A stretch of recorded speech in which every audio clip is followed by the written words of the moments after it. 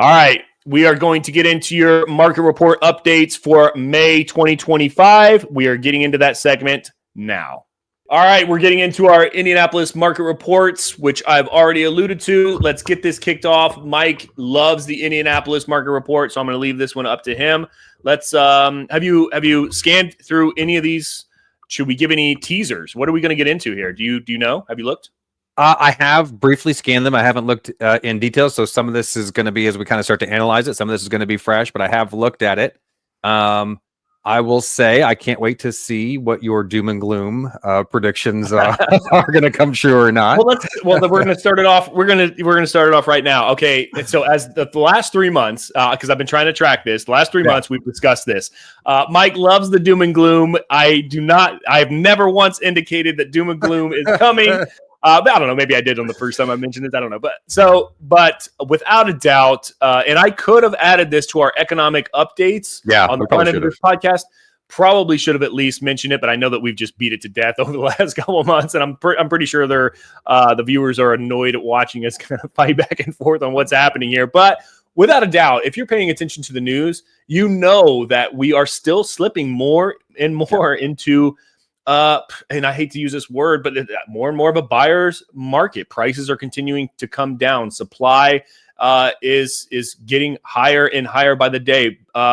New home builders are starting to make crazy incentives in order to attract buyers to pick up these homes that they've already constructed. I have land that's already been developed all around me by these new home builders, and now. But the homes being popped up on them have slowed down considerably because the buyers just aren't there. They can't afford them. Yeah. So what happens when that's the case? Well, home prices start to, and again, I want to be careful with this, start to normalize, I guess is the right word, or, I mean, potentially even come down ever so slightly. So the dynamic is changing. You're actually going to see that in at least one or two areas here. Actually, I really do think there's no doubt. I mean, the chatter on the ground is that we are in a changing market for sure. Whether or not that bleeds over here into Indy, how much of that here happens locally remains to be seen. I think what this is probably a little bit of like, hey, we're looking in the past here in terms of like we're at least 1 month behind, sometimes 2, 3, 4 months behind in terms of this data. And the other thing is that what we're seeing on the ground in terms of real-time data. So I think that's definitely part of it. The other part of it is I don't think it's as bad here in Indy as maybe some of the other parts of the country. But let's take a look and let's see what we got. That sounds good. And before we jump into that, let me just mention, because I know that we have a lot of viewers who skip over the economic reports or the question of the week.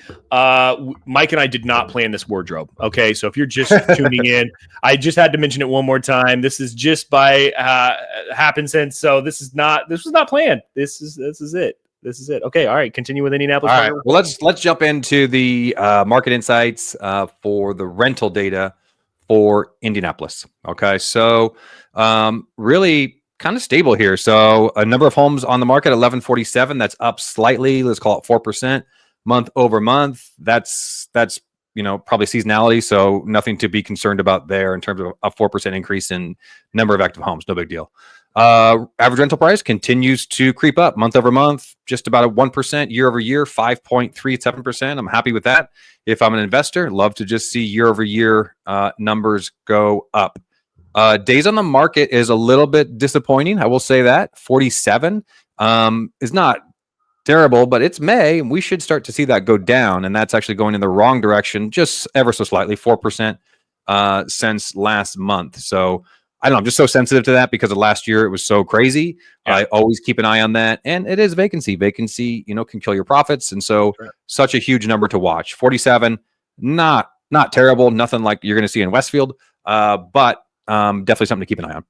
Average price per square foot. Again, this is something that more you see in the multifamily, but we like to keep an eye on it here too. Price per square foot is $1.14 for single family homes. And then the next two graphics are apartments and condos / townhomes. So apartments, there's quite a few apartments on the market. There actually more than single family homes. So 1,342 apartments with a significant price difference or differential between the single family homes. So 1109 is your average apartment rent here in Indianapolis in May. and that is $1.50 per square foot. Condos and townhomes is a decent amount of those, 141. Average rent price actually above single family homes, which is I always find interesting. And average days on the market, 46, pretty consistent with single family homes. And then price per square foot for condos and townhomes is $1.11. We got the 3 graphs there at the bottom for you to take a look at. I always just typically focus on the bottom left one, single family homes, but that looks like a healthy price graph over time. I mean, year over year, it's heading in the right direction. Month over month, it's heading in the right direction. I mean, nothing crazy, just kind of slow and steady. And that's what we like. That's what we like to see in Indy. That's what we expect out of Indy, is slow and steady. And so, honestly, other than days on the market slightly ticking up, this is pretty positive news for Indy. Yeah, so good or bad, I'm going to give it a little bit of a behind-the-scenes look here for Red Door again.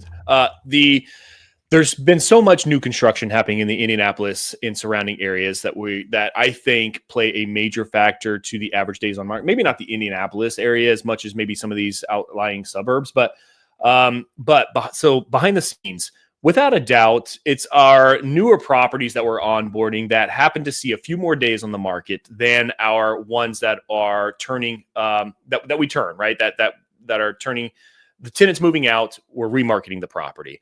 And the reason for that is a lot of these new onboarding owners, they want to achieve the highest possible rent, whether that's because, well, the current market, they're having to purchase these properties at higher price ranges, the current interest rates that they're acquiring these properties on. In order to cover their costs, well, they have to market the property at a little bit higher rent. And this also goes back to our question of the week. So if you missed that segment, get back over there, check it out, because there's information on how this is going to help and affect your vacancy rate during your onboarding process.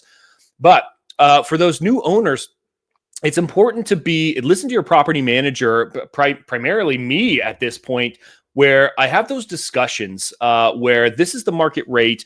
And I'm not saying you can't start a little bit higher than that market rate is indicating, but you got to be a little bit more realistic on the front end in order to reduce that vacancy, which is going to reduce your financial exposure on the front end when you're trying to place a tenant. There's nothing wrong with teasing the market a little bit, but making quick decisions and reducing that price is going to directly affect this number we're seeing in your average days on market.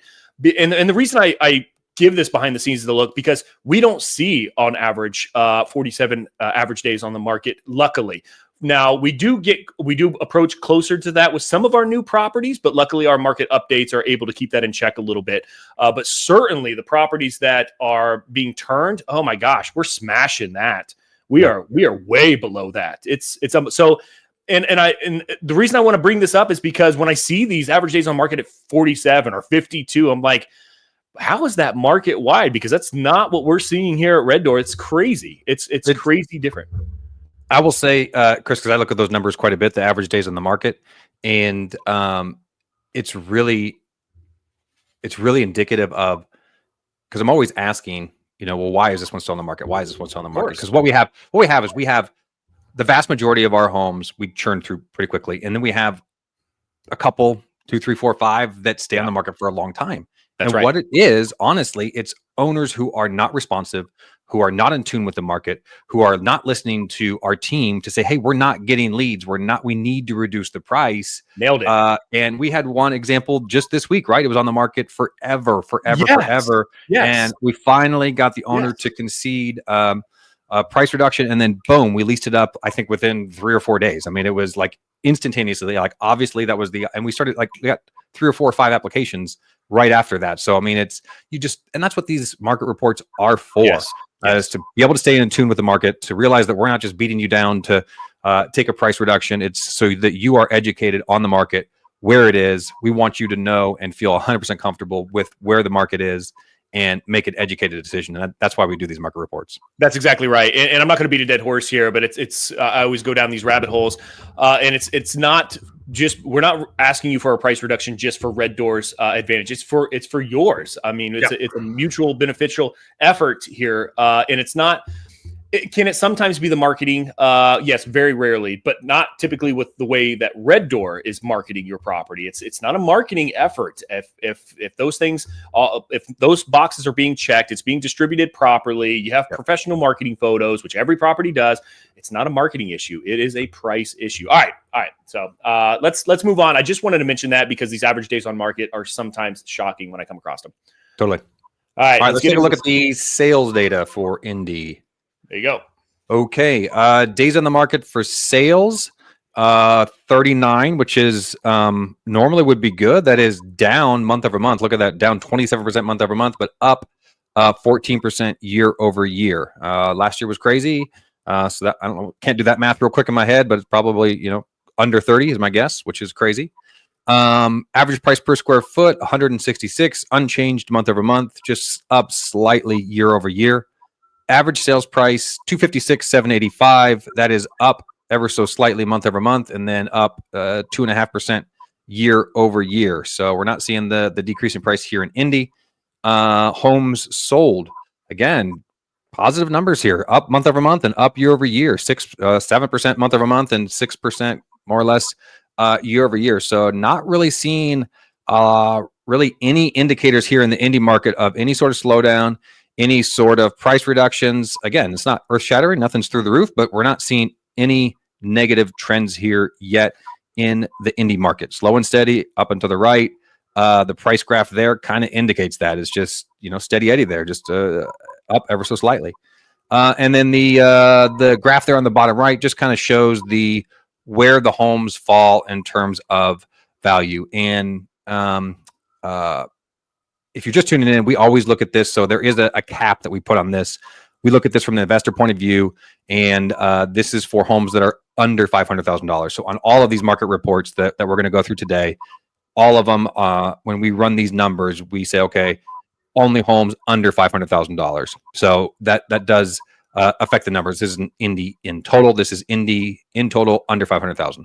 So anyway, bottom right shows you where you can find those homes, and it kind of gives you an idea of, is this a value market? Is this a luxury market?